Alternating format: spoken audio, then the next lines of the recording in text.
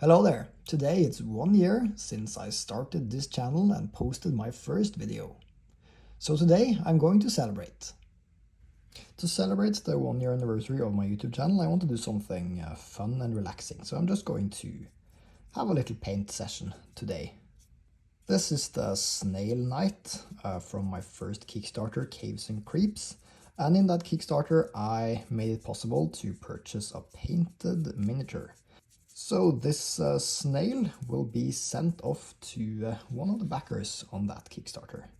And they requested to have a snail with like a orange underglow on the underbelly of the snail as if it's glowing, kind of like a magma snail.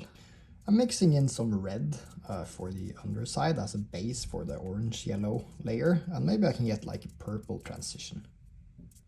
I'm stippling on some pure blue on the raised areas of the snail to get a little bit of texture and variation. It's fun how the mix of blue and red is like a brownish purple color, this one, and it's perceived as darker than both the blue and the red, so I can use blue to shade the red and red to shade the blue.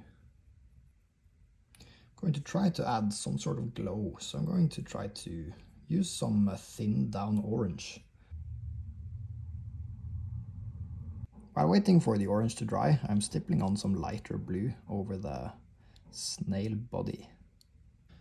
I went very over the top with the highlights and the pattern on this one, but that's because I want to try to tone everything down with some contrast paints. Of course, I didn't have a pure blue contrast paint, so it's going to be this blue-green one, which might clash with the overall paint scheme, but it might also look really nice with orange. I'm adding some pure white dots on the skin on this one, and I'm going to glaze these with blue. I think it became a little bit too green with the contrast paint, but at least it's got a very nice shading now. I'm trying to bring everything together by dry brushing it white from above. It looked a little bit messy, and I think this will bring it together if I glaze everything back to a darker tone.